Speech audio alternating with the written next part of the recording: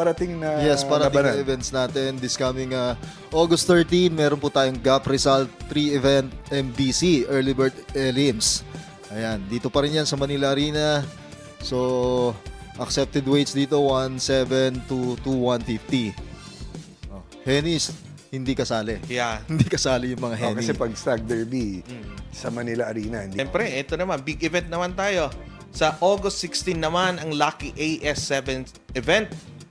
55 ang entry fee at 55 naman ang minimum bet. Siyempre, hosted by Mr. Alan Siaco.